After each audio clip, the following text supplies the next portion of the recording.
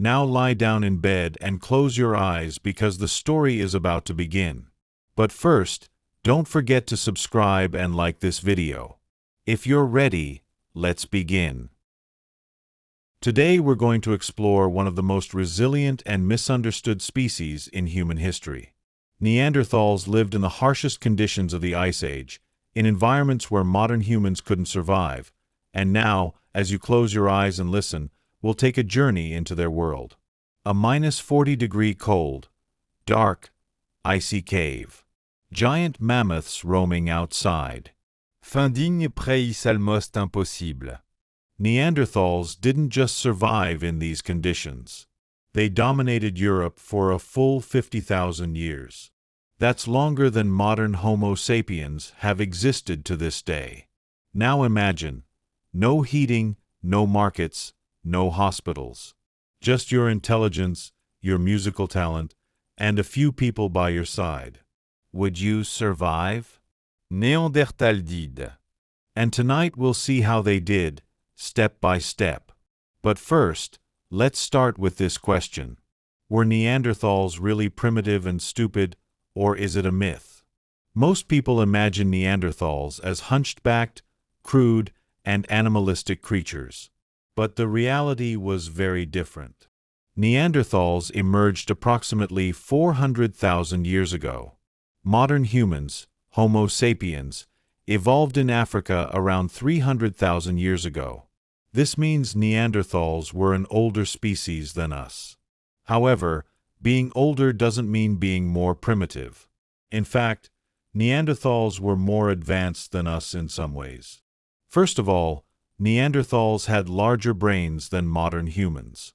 The average Neanderthal brain had a volume of approximately 1,500 cubic centimeters. The modern human brain, on average, is between 1,300 and 1,400 cm superscript 3. Yes, you heard that right. Neanderthals had larger brains than us. While brain size alone isn't an indicator of intelligence, it does show that Neanderthals possessed complex thinking abilities. So how did they use these large brains? We'll see that in a moment. But first, it's necessary to understand how challenging the Ice Age was.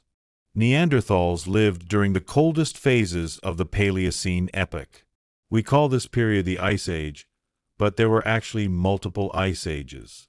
Neanderthals were alive for much of the last Ice Age, which began approximately 200,000 years ago and ended 12,000 years ago. During this period, much of Europe was covered by glaciers. The Scandinavian peninsula was completely under ice. The Alps were a giant ice mass. In northern Europe, large parts of what is now the Netherlands, Germany, and Poland were covered by glaciers kilometers thick. Where there were no glaciers, tundra and cold steppes stretched out. Trees were scarce. Most areas consisted of open land. Summers were short, and temperatures rarely rose above freezing. Winters were terrible. Temperatures could drop to -30 or -40 degrees Celsius. The winds were sharp and merciless. Survival in these conditions required not only strength but also intelligence. Now, imagine how you would live in such an environment. First, you had to stay warm. Otherwise, hypothermia would kill you within hours. Secondly, you have to find food. But there are no plants or fruits around. Only animals. Thirdly, you have to protect yourself from predators. Cave bears, cave lions, hyenas, they all see you as a meal. Neanderthals found solutions to all these problems, and these solutions show how capable they were. Neanderthals were physically different from modern humans, but these differences made them better suited to the conditions of the Ice Age. The average Neanderthal male was between 1.65 and 1.70 centimeters tall. This is slightly shorter than modern Europeans, but this short stature was misleading, because Neanderthals were extremely strong. Their bone structure was much coarser and thicker than that of modern humans. Their muscles were more developed. Their arms and legs were thicker. This meant they possessed immense physical strength. By examining Neanderthal bones, scientists have found clues about how they lived their lives. The muscle attachment points in the bones are much stronger than those seen in modern humans. This shows that Neanderthals constantly performed heavy labor. Hunting, stone carrying, leather processing. All of these required immense physical strength. À Néandertal, coudis illibit à moderne human. But strength wasn't everything. Intelligence was also important, and Neanderthals demonstrated that too. The structure of Neanderthal skulls is also interesting. Their eyebrows formed prominent protrusions. Their nostrils were wide. Their jaws were strong. Their foreheads appeared sloping. These features created the false impression that Neanderthals looked primitive. But these features were actually adaptations to the cold climate. Wide nostrils helped warm the cold air. They made chewing hard foods easier. The sloping forehead didn't narrow the brain space, because the brain volume was already large. Now, an interesting question. What did Neanderthals really look like? In most depictions, we see them as hairy, dark-skinned, and with furrowed brows. But genetic studies say something different. We know that some Neanderthals had red hair and fair skin. We even think that some may have had blue eyes. So, if a Neanderthal were walking the streets of Ireland today, they might not be noticed, provided they were dressed. Clothing was vital for Neanderthals. Being outside without clothes in the Ice Age was suicidal. But textile production didn't exist yet. There was no yarn, no weaving. So how did Neandertal dress? The answer lies in animals. Neanderthals used the hides of the animals they hunted, but they didn't just throw them on and tie them. They processed the hide, softened it, shaped it with knives, and probably sewed it with needle-like tools. Archaeological findings show that Neanderthals were experts in leather processing. Stone scrapers were used to remove fats and flesh from the hide. Sharp stone knives were used to cut and shape the leather. Bone needles have been found in some areas, but whether these definitively belong to Neanderthals is debatable. Nevertheless, it is clear that they made holes and threaded string through them to tie the hides together. Animal nerves and tendons could be used as ropes. How exactly did a Neanderthal dress? Most likely, they wore cloaks made of bear or reindeer hide. These cloaks covered the body and kept warm. They tied leather boot-like protectors to their feet. They probably wore simple gloves on their hands. They preferred furry animal skins, especially in winter, because fur provided the best insulation. They probably applied oil under their clothes. Animal oil protected the skin from the cold. Besides clothing, there was another way to stay warm: fire. And fire was one of the Neanderthals' greatest achievements. The control of fire was perhaps the most important technological breakthrough in human history. Fire provided warmth. It gave light. It cooked food and kept predators away. Neanderthals controlled fire perfectly. And now, as you relax and listen, imagine a Neanderthal family gathered around a fire in a cave. Slices of flame illuminate the ceiling. Smoke slowly rises. Children approach the fire to warm themselves. En elderly Néandertal, tell a story. Perhaps it was the discovery of fire. It was made by Homo erectus about 1 million years ago. But controlling fire is one thing. Creating fire is another. Neandertal knew how to make fire. We know this because numerous fire pits have been found in Neanderthal settlements. These fire pits were used regularly and repeatedly. Some have stone rings. So Neandertal made circle of stones to prevent a spread of fire. This is a planned and organized behavior. So how did Neandertal make fire? There were two main methods. The first was the friction method. Two pieces of wood were constantly rubbed together, and the heat of friction ignited the sawdust. This method was difficult and time-consuming. The second method was easier. Flint. Flint is a type of hard stone. When you strike this stone against another iron-rich stone, sparks are produced. If these sparks fall on flammable materials such as hay or cork, a fire starts. In some Neanderthal settlements in France, burn marks and charcoal have been found alongside tools made of flint. This shows that Neanderthals used flint to make fire. Some researchers even believe that Neanderthals used a special type of mushroom to start fires. This mushroom is known as the fire mushroom, and it's very flammable.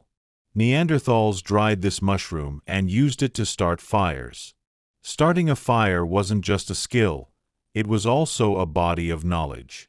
It required knowing which wood burned best. Dry pine burns quickly but is consumed quickly. Oak burns slowly but provides heat for a long time. Green wood is smoky. Dry grass starts a fire but doesn't sustain it. All this knowledge was passed down from generation to generation, which shows us that Neanderthals had a social structure. Neanderthal werente solitari créature. They lived in groups. A Neanderthal group usually ranged from 10 to 30 individuals. These groups likely consisted of related individuals: mothers, fathers, children, elders. Living together, hunting together, sheltering together. This increased their chances of survival. But group life also required communication. So, could Neanderthal speak? This question has been debated for a long time. Some scientists claimed that Neanderthals couldn't speak because they believed their larynx structures were different from modern humans. But fossils discovered in recent years have refuted this view. Neanderthal larynx bones were examined and found to be very similar to the larynx of modern humans. Furthermore, Neanderthals possessed the FOXP2 gene, which is associated with language ability. Modern humans also have the same gene, so Neanderthals were most likely able to speak. But we don't know what kind of language they spoke. Language doesn't leave fossils. But they probably had a simple language. They knew the names of game animals, places, and words describing dangers. Perhaps they told stories. A group of Neanderthals gathered around a fire might have been recounting the day's hunt. An older individual might have been teaching younger individuals hunting techniques. This kind of information transfer is very difficult without speech. Now, let's talk about hunting. For Néandertal, hunting was central to survival. In Ice Age Europe, plant-based foods were very scarce. Fruits, seeds, and roots were only available during the summer months. During the winter months, their only food source was meat. So Neanderthals were largely carnivores, which made them formidable hunters. But how did they hunt? What animals did they hunt? And more importantly, how did they succeed in such dangerous endeavors? Bones found in Neanderthal hunting grounds provide significant clues. Neanderthal hunted a wide variety of animal: reindeer, horse, bison, mammoth, woolly rhinoceros, cave bears. These were all large and dangerous animals. If a bison attacks, it can kill you. If a mammoth charges at you, you'll be crushed. But Neanderthals hunted these animals because large animals provided a lot of meat. A mammoth could feed a group for weeks. But how do you hunt a mammoth? Modern hunters have rifles. Neanderthal only had spears. And these spears were made of stone. Neanderthal spears were made by attaching a sharp stone tip to the end of a wooden shaft. These stone tips were carefully shaped. This technique was called the Levallois method. It made it possible to extract thin, sharp flakes from the stone. These flakes were used as spearheads, knives, or scrapers. Spear making wasn't easy. First, you had to find a suitable stone. Flint was best.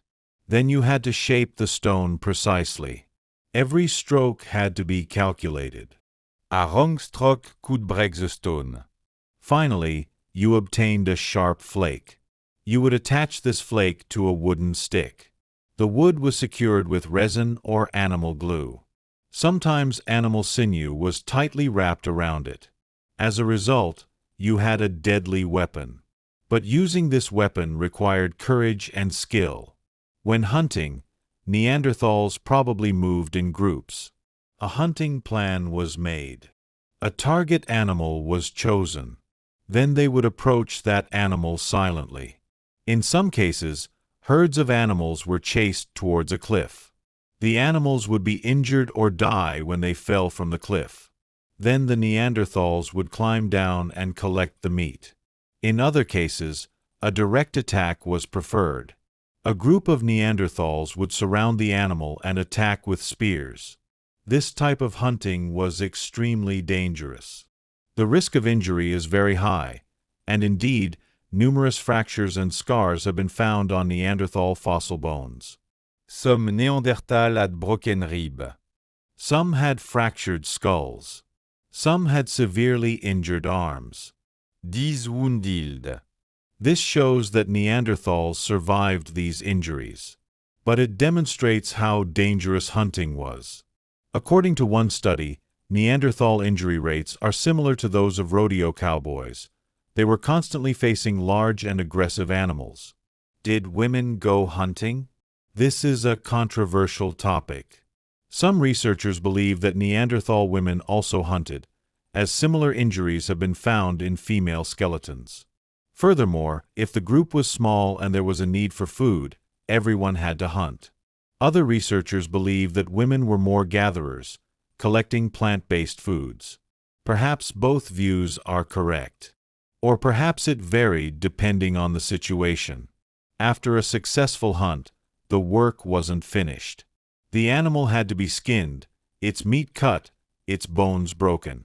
Everything had to be carried to the cave. If the animal was very large, it would be processed there.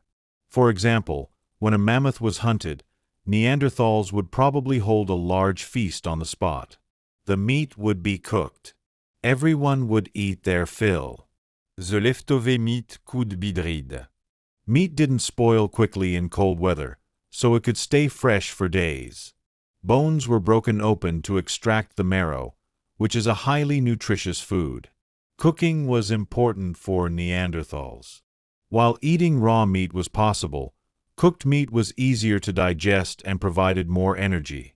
They cooked meat by roasting it over a fire or grilling it among stones. Burnt bones and charcoal have been found in some Neanderthal settlements, confirming that they cooked. Archaeologists also found evidence of plant-based foods, as seen in calcified remains in Neanderthal teeth. They learned that they ate root vegetables, nuts, and even mushrooms. But eating wasn't just about filling the stomach. It was also a community activity.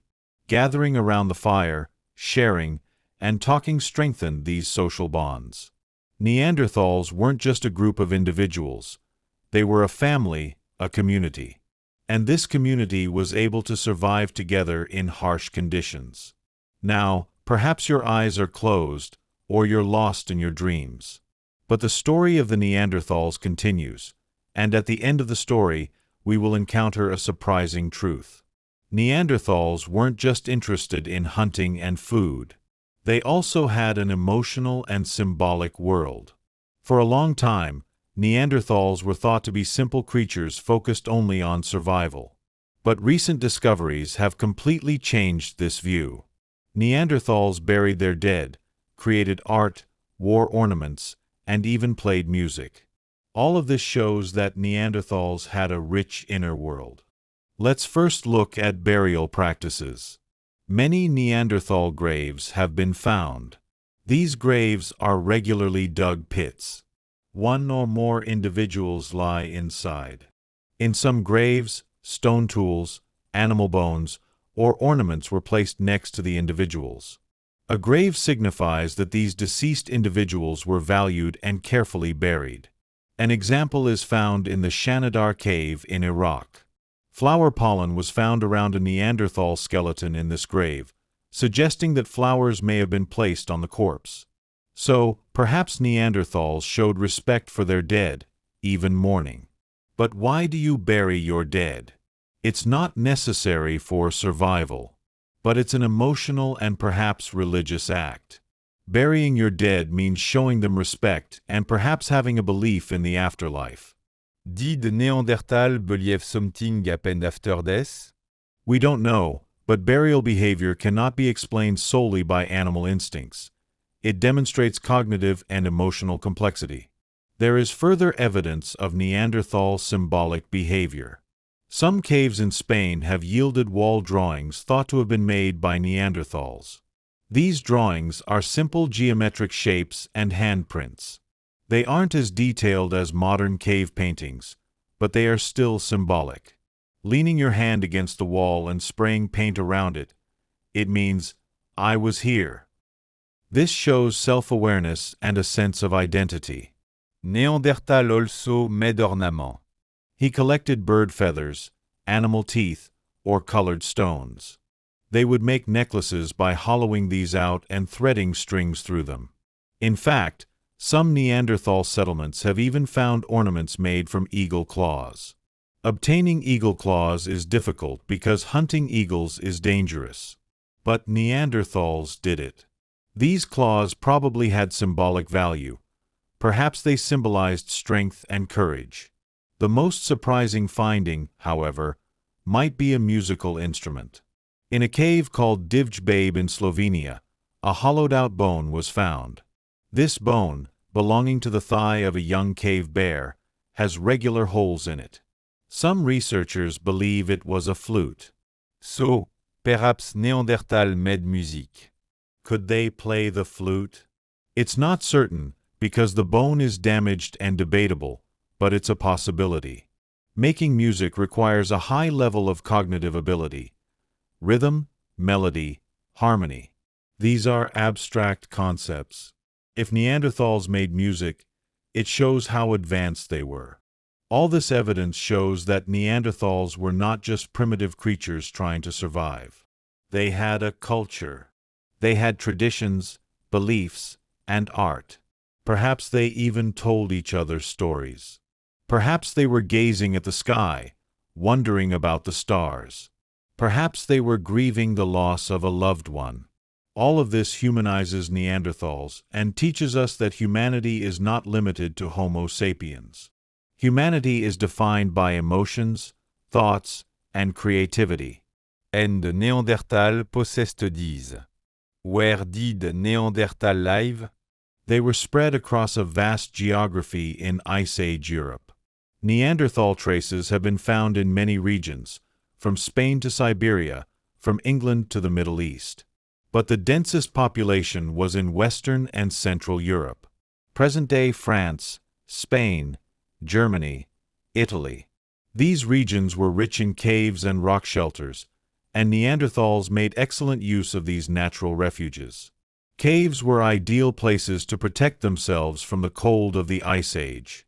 The temperature inside the caves was more stable than outside. Even if it was -40 degrees outside in winter, the inside of the caves could remain a few degrees below zero.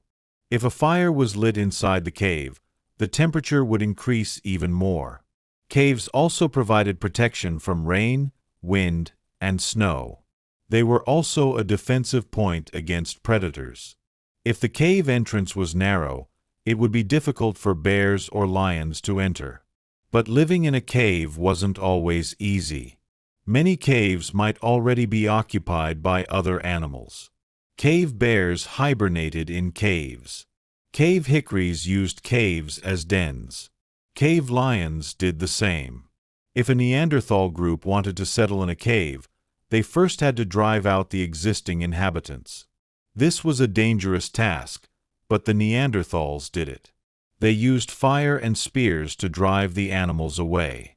After settling in the cave, it was necessary to organize the interior. Archaeological excavations have shown that certain areas in Neanderthal caves were used for different purposes. For example, fire pits were usually near the cave entrance so that the smoke could escape. Sleeping areas were further inside the cave. Warmer and more sheltered areas for making stone tools might have been in a separate corner, because many stone chips were scattered around when carving. Some Neanderthal caves have been found with specially prepared floors. The ground was leveled, gravel was laid, or soft grass was scattered. This was to make sleeping areas more comfortable. Also, some caves have been found with stone walls or partitions. This may have been done to create different areas within the cave. Perhaps one area was for cooking, another for sleeping, and another for making tools. Did Neanderthal always live in cave? No. At times they also camped in open areas. Especially in the summer months, they established temporary camps while following herds of animals that migrated for hunting. These camps were probably simple tent-like structures. A frame was formed by leaning tree branches against each other. Animal skin was then placed over it. Thus, a simple but effective shelter was obtained. An archaeological excavation in France has uncovered a Neanderthal camp in an open area. There was a fire pit, stone tools, and animal bones. Large stones were also found neatly arranged around the area. These stones were probably used to hold the edges of the leather tent. This finding shows that Neanderthals were able to live not only in caves but also in open areas. In other words, Neanderthals were a flexible and adaptable species. They changed their behavior when conditions changed. Now, let's get to the big question. What happened to the Neanderthal? Why did they disappear? After successfully surviving for tens of thousands of years, Neanderthals began to disappear around 40,000 years ago. By 30,000 years ago, they had completely vanished. But why? The answer to this question has occupied scientists for a long time and is still debated. But there are several theories. The first theory is climate change. The Ice Age wasn't constant. There were periods of warming. The glaciers retreated. Then, cooling began again. These climate changes affected animal populations. Some animals migrated. Some declined. Neanderthals were largely carnivorous. If their prey decreased, Neanderthals would starve. Some researchers believe that a cooling period around 35,000 years ago was critical for Neanderthals. During this period, the climate became very harsh and food resources became scarce. The second theory is competition with modern humans. Homo sapiens began to leave Africa about 70,000 years ago and gradually spread into Europe. 45,000 years ago, modern humans reached Europe and encroached on the living spaces of Neanderthals. Modern humans and Neanderthals needed the same food resources: game animals, shelter, water resources, so competition began between the two species. Modern humans had some advantages. They had more flexible and social structures. They lived in larger groups. They had established wider trade networks. They made more advanced tools. For example, modern humans used bows and arrows, which made hunting from a distance possible. Neanderthals, on the other hand, had spears, which required hunting at close range. Therefore, modern humans were more successful at hunting. Also, modern humans had a faster reproduction rate. They had more children. The Neanderthal population was already small. Some estimates suggest that only a few thousand Neanderthals lived in all of Europe at any given time. Such a small population could easily have been wiped out in any catastrophe. The third theory is diseases. When modern humans arrived from Africa, they brought diseases with them. Neanderthals were not immune to these diseases. Perhaps epidemics drastically reduced the Neanderthal population. For example, when Europeans arrived in America, the indigenous population suffered great losses due to epidemics such as smallpox. A similar situation may have been true for Neanderthals. The fourth theory is interbreeding and assimilation. Genetic studies show that Neanderthal and modern human interbred. That is, there was sexual intercourse between the two species, and hybrid children were born. Today, between 1% and 4% Neanderthal genes are found in the DNA of all modern humans from outside Africa. This shows that the two species intermingled. Perhaps Neanderthals did not become extinct. They simply mixed with the modern human population. Because Neanderthal groups were small, they joined modern human groups, and over time the number of pure Neanderthals decreased, and eventually they disappeared completely. But their genes are still alive. So in a way, Neanderthals are still with us. The extinction of Neanderthals was probably not due to a single cause. Many factors came together. Climate change, competition, diseases, low population, interbreeding, all together brought about the end of the Neanderthals. 30,000 years ago, the last Neanderthal group perhaps lived in southern Spain, perhaps in Gibraltar. Then they quietly faded into the depths of history, but they didn't completely disappear, because they live within all of us today. Modern genetic studies have revealed a surprising fact. If you are of European, Asian, or American descent, you have Neanderthal genes in your DNA. These genes affect our immune system, determine our skin tone, and even shape our susceptibility to certain diseases. For example, during the COVID-19 pandemic, it was discovered that some people became more severely ill. Research showed that certain Neanderthal genes carried by these individuals made the illness more severe. But at the same time, other Neanderthal genes protect us from certain diseases. Is your hair red? It could be from Neanderthal genes. Do you have sun-sensitive skin? Néandertal héritage. Some studies even show that Neanderthal genes affect getting up early in the morning. So are you a morning person or a night owl? This too could come from your Neanderthal ancestors. We are that close to them. They disappeared 30,000 years ago, but they never really went away. So what do Néandertal teach us? Perhaps the most important lesson is this: survival is not just about being strong, it's also about being smart. Neanderthals were physically strong, but that wasn't enough, because they needed to adapt to change. Modern humans were more flexible, more innovative, more social, and this ensured their survival. But we shouldn't underestimate Neanderthals. For 50,000 years, they lived in the harshest conditions in Europe. They survived the cold of the Ice Age, among predators, without any modern technology. They made fire, sewed clothes, created art, and buried their dead. These are not small achievements. These are behaviors that embody the deepest characteristics of humanity. Neanderthals also teach us this: humanity is not a single definition. Homo sapiens was not the only human species to have lived on Earth. Néandertal, Sciortsmen, Homo erectus, Homo florsanweur human species. They all had their own unique abilities, and at one time, more than one human species lived on Earth simultaneously. Today, only we remain. Homo sapiens. But there are traces of other species in our genes. This shows that humanity has a much more complex and richer history. Now, perhaps your eyes are closed. Perhaps you are among dreams. But imagine, 40,000 years ago, on a cold winter night, a Neanderthal family gathered around a fire in a cave, children warming themselves next to their mother. The father is recounting the day's hunt. The old grandmother is adding wood to the fire. The wind howls outside, but inside it's warm and safe.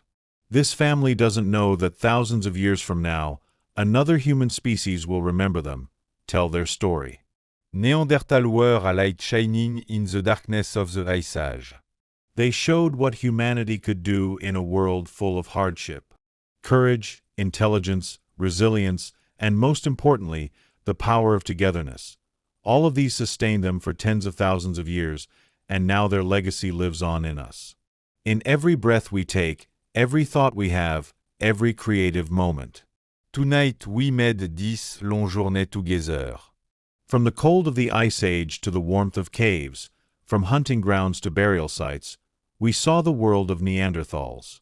We discovered how they lived, how they thought, how they felt, and perhaps most importantly, we realized that they weren't so different from us.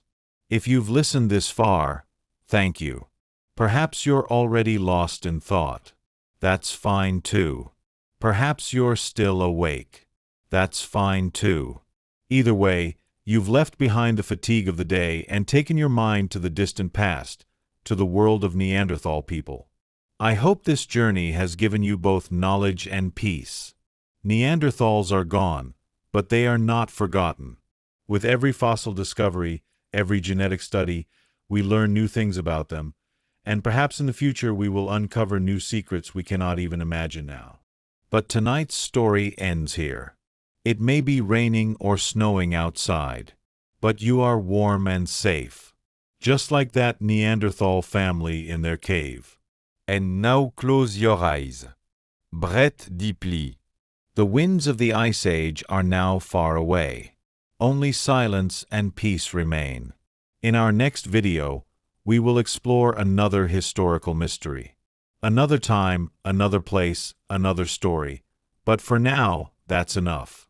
In memory of the Neanderthals, with respect to their courage, resilience, and humanity. Good night, sweet dream. And remember, there is a little Neanderthal in you too. Sleep with that thought.